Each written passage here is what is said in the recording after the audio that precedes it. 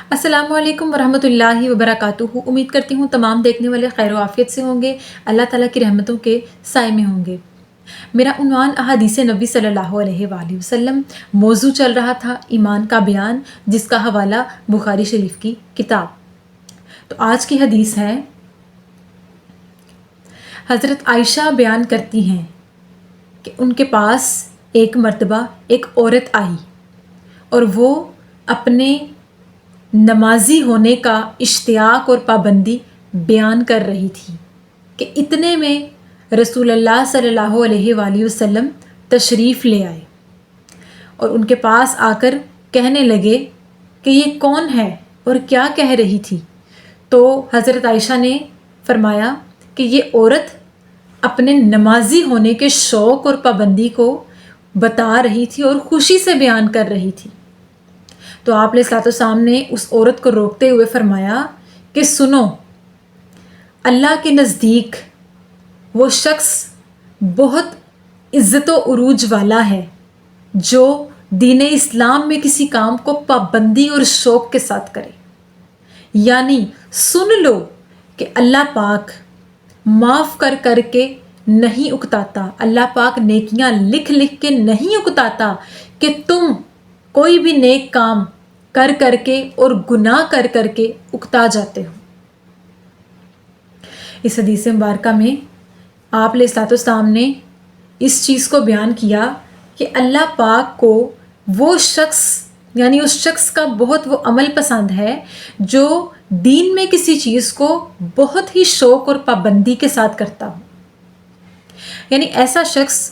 جو فرض چیز کو، اپنے ایمان سے متعلق، اپنے دین سے متعلق، اسلام سے متعلق کسی چیز کو جو اس پر فرض ہو،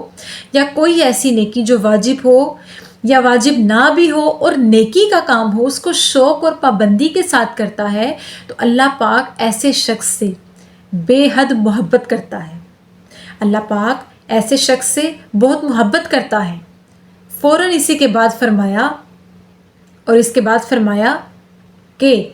اللہ پاک تمہیں معاف کر کر کے نہیں اکتاتا کہ تم گناہ کر کر کے اکتا جاتے ہو، اور اللہ پاک تمہاری نیکیاں لکھ لکھ کر نہیں اکتاتا، تم سے محبت کر کر کے نہیں اکتاتا کہ تم نیکیاں کر کر کے اکتا جاتے ہو۔ یعنی اللہ پاک کی بندے سے، اس شخص سے محبت کو بیان کیا کہ جو دین اسلام میں کسی بھی کام کو بہت شوق اور پابندی سے کرے، محبت سے کرے۔ ایک بندہ نماز پڑھتا ہے، جیسے کہ وہ عورت حدیث مبارکہ میں جس کا بیان ہوا ہے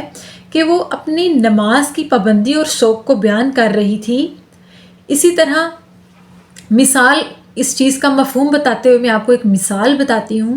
کہ جب ایک شخص نماز سے محبت کرتا ہے، اس لیے کرتا ہے کہ اللہ پاک مجھ سے محبت کرے گا، نماز میں اس کا دل لگ جاتا ہے، اللہ تعالیٰ کا ذکر کرنے میں اس کو سکون محسوس ہونے لگتا ہے، اس کی روح کو سکون ملتا ہے، اور ایک نماز کو ختم کرتے ہی اس کو اگلی نماز کا انتظار رہتا ہے اور شوق اور محبت رہتی ہے، اس کے دل میں یہ چیز رہتی ہے، پابندی ہوتی ہے اس چیز کی کہ جلدی سے اگلی نماز کا وقت آئے اور میں نماز ادا کروں۔ تو اللہ پاک کو اس شخص کی یہ شدت اور یہ چیز بہت پسند آتی ہے۔ بے شک اللہ پاک نیکیاں کرنے والوں کو پسند کرتا ہے،